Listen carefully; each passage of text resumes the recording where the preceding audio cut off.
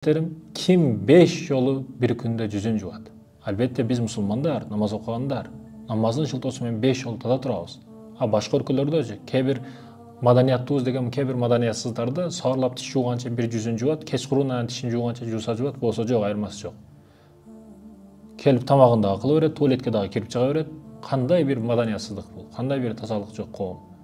Ошондойлор толтур азыр. Биздеги тазалык эч кимде жок. Кээ бир көрүнбөгөн жерлерибиз, кээ бирөөлөрдүн көрүнүп турган жеринен дагы тазараак да биздики. Денелерибиз, мүчөлөрүбүз, жүзүбүз кирдейт, суу менен жуабыз. Бирок жүрөктү суу менен жуа албайбыз да. Жүрөктү кантип жуабыз? Астагфирулла, астагфирулла, астагфирулла тобо менен жуабыз. Адам күнөө кылганда жүрөгүндө аппак деп элестетип турган болсоңуз, жүрөгүндө бир чекит пайда болот, капкара чекит. Ал күнөө кылганы сайын экинчи, үчүнчү деп отуруп, кылып жүрөгү точка карап чекит болуп отуруп, жүрөгү капкара болуп калат. Астагфирулла, астагфирулла тобо кылганы сайын ошо чекиттер акырын жоголушту баштайт. Тобо кылың, Аллага кайтың. Башка эшик жок.